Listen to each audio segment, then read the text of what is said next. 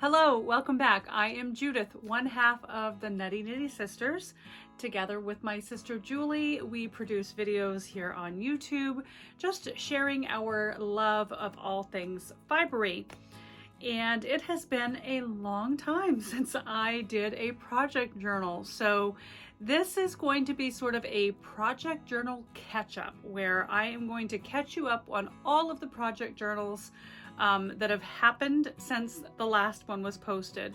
There have been quite a few, although things have been very, very crazy, and I haven't been able to record specific journal pieces as much, but I will give you what I have, and hopefully they will fill your soul.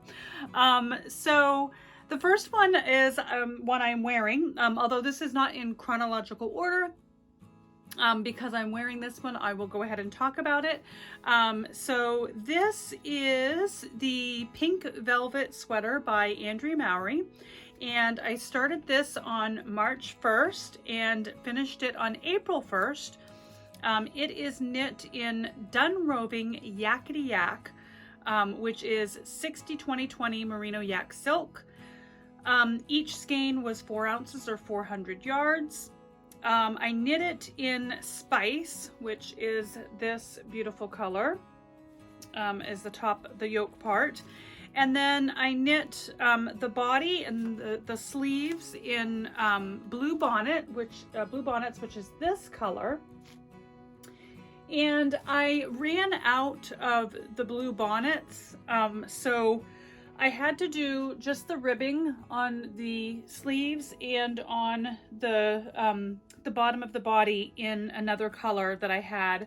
I knew I was going to be running tight on the yardage, so I picked up this Prussian blue, which is just a teensy bit darker than the blue bonnets, but it worked. And this yarn is so unbelievably soft.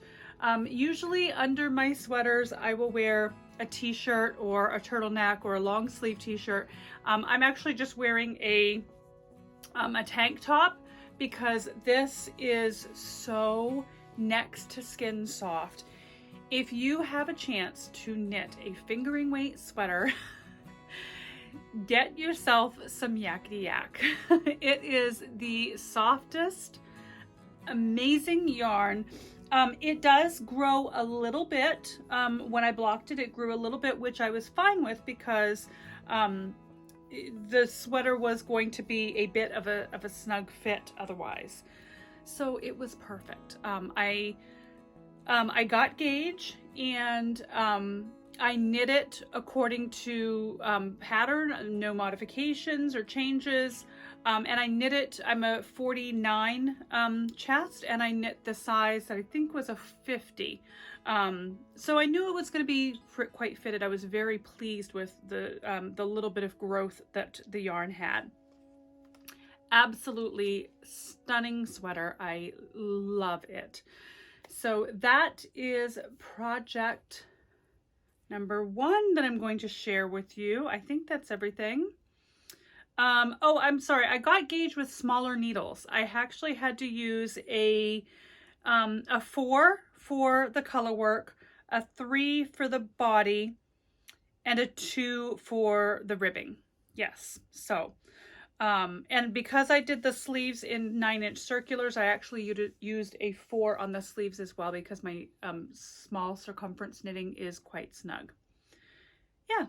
So that is the Pink Velvet by Andrea Mowry, and I will insert some pictures of the process here for you before moving on to the next project.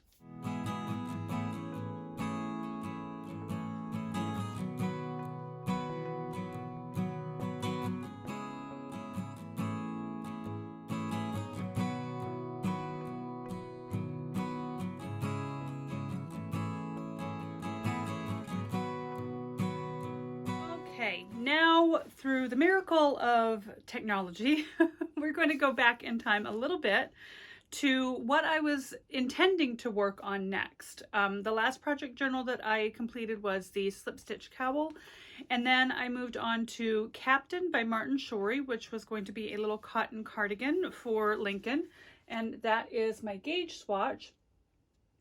And if you remember at the end of the Slip Stitch Cowl project journal, I was not really looking forward to this project because it was a light fingering weight yarn on very tiny needles.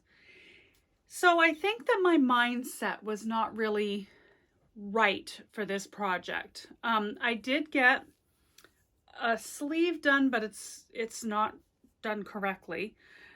This sleeve was closer to correct. And then this was the back. And then I have two fronts. So here's the thing with this pattern. This pattern is written for someone who knows what they're doing. Someone who is familiar with increasing increasing regular intervals or whatever. It's not written in a way that I'm used to. It's not written in a beginner way, and that's probably my fault. I have been drawn to patterns that are easy to understand, that are very well written. I stick to the same designers because I like their style of pattern writing, and this was out of my norm. This was really a kind of a, I don't know if the pattern was really an expert pattern, but it was written for an expert, if that makes sense. So by the time I figured out what everything meant, I had knit this back piece. This is the third time I knit the back piece, and it's still not correct. So I got a little frustrated. I put the whole thing away. I'm also knitting one for Dylan in a pink color, and I just abandoned the entire project. I've not frogged it because I think the cardigans are super cute. I love the cotton yarn. I love the feel of the fabric when it's knit. I think it's going to be really nice for the kids to cuddle up in the summer, coming home from the pool. So it is something that I'm going to revisit, but I just needed to take a break and do a little timeout before I went back to it. I don't want too much moss to grow on that boulder because I don't want to kind of lose in my mind what I had figured out from the pattern before. So I likely will pick that up again very soon, but for now I wanted to move on to greener pastures. So here's a little bit of footage and a little bit of photos of the process before I decided to put it into hibernation.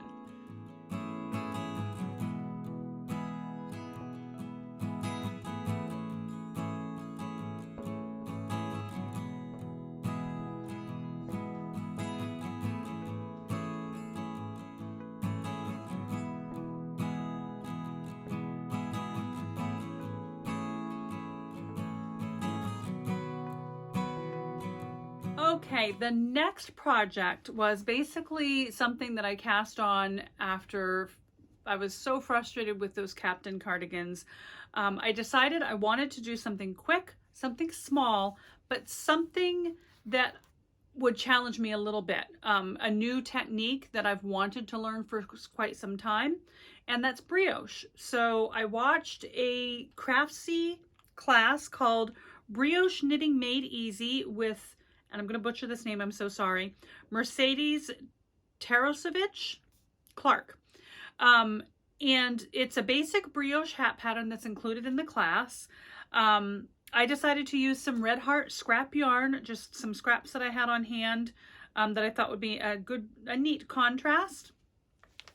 So these are the yarns that I used. And I don't have the hat because I've already gifted it, but that's the hat. It turned out quite nice. I did make an error and I had to tink back, which tinking back brioche is interesting. But I managed to do it, and brioche is not as hard as I thought it was going to be. So I'm excited to start another brioche project that I have on the in the wings there. So I'll be excited to start that. I didn't really have any footage or anything of making this hat because I made it on a road trip with Julie. So it actually got done that same day. So that was exciting. The next project that I completed is a shawl called Touchstone by Laura Ayler. And I made this out of some yarn that I got at Julie's shop when she first opened a couple of years ago. You Dazzle by Dun Roving in Fall Harvest.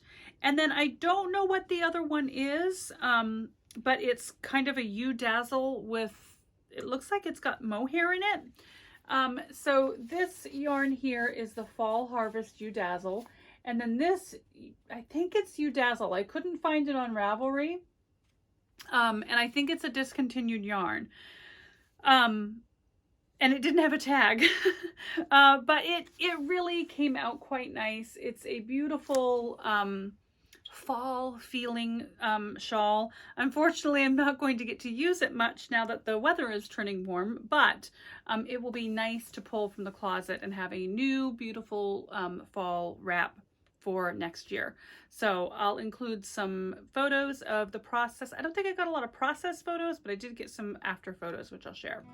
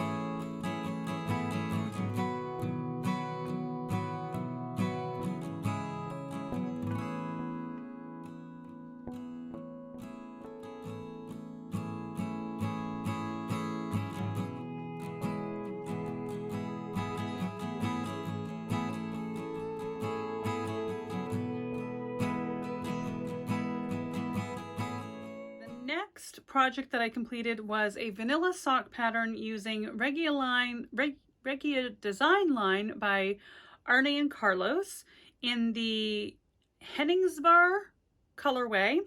And these were socks that I've had on the needles for quite some time. They were my car knitting socks, and I just decided to get them done. I had one sock completely done, the other I had turned the heel, and so I just decided to sit and finish them. I think I did a little walking around the office. Now that I've gone back to the office, I can walk a bit, and I like to walk and knit socks because they're quite simple to do on the go. So I was able to get those finished, and not a lot of process because this process actually took a while. I started these July 23rd of 2021 and finished them April 3rd of 2022. So I will share just a photo of them here.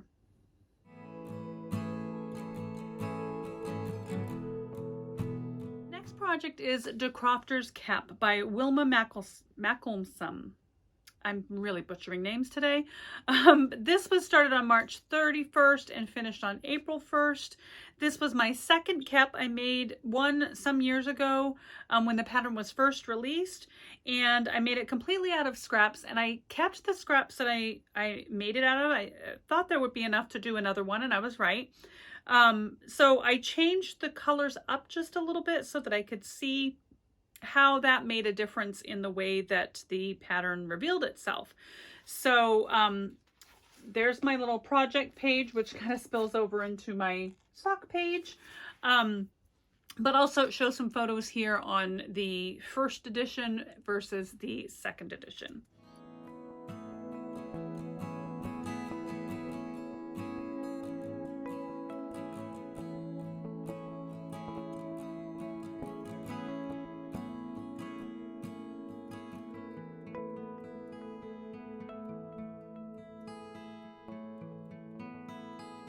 The next project was a project that I picked up at Machias Fiber Festival last summer.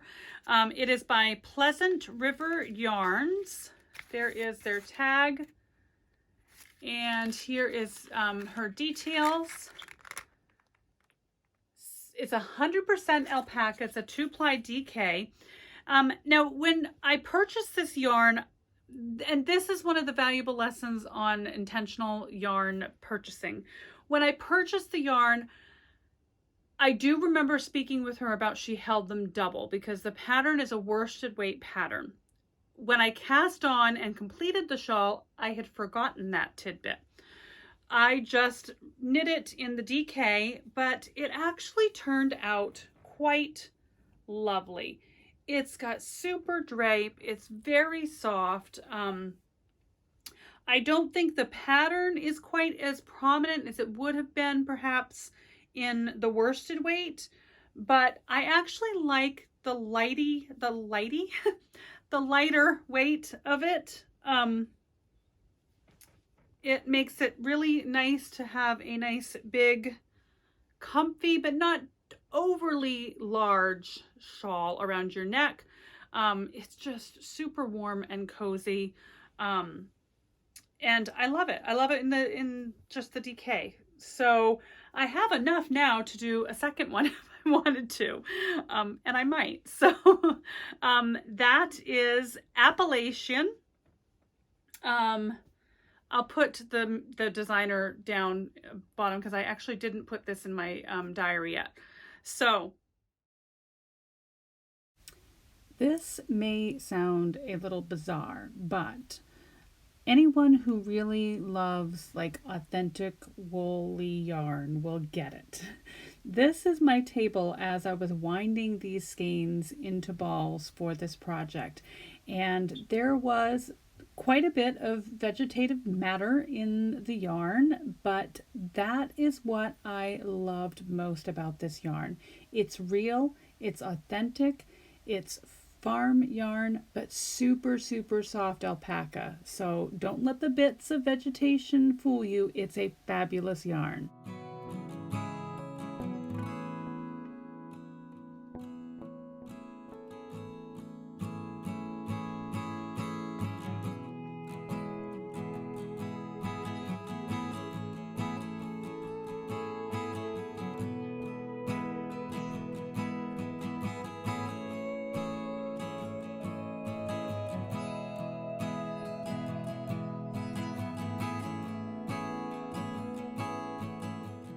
Last but certainly not least is The Shift by Andrea Mowry. Andrea Mowry is doing her make-along, April to May March to May make-along. That's why I chose to go ahead and do the pink velvet, and why I chose to do The Shift, to include those in that make-along.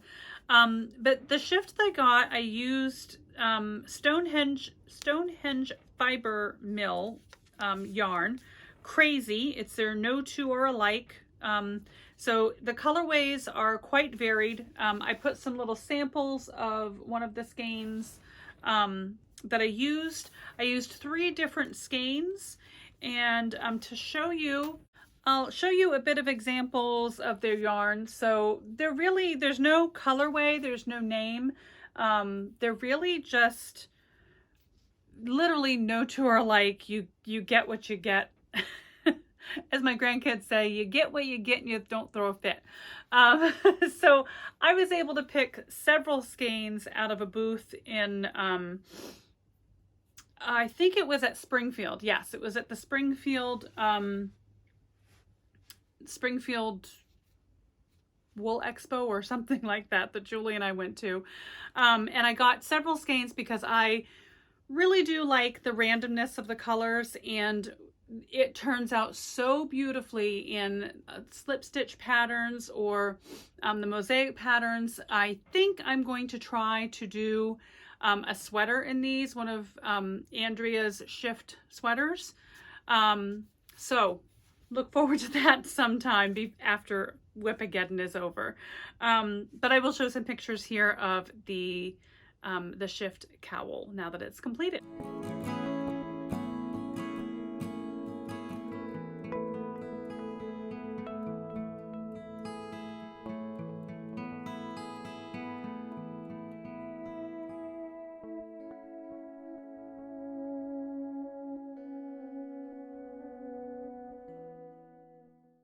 there's my project journals all caught up. I thank you very much for watching. I really appreciate your patience while I sorted some things out and finally got this recorded for you. And with any luck, I will be able to provide you with more consistent project journals as I go through Whipageddon and finish all of the mini projects I have in the wings. So again, thank you for watching, and I'll see you next time. Bye.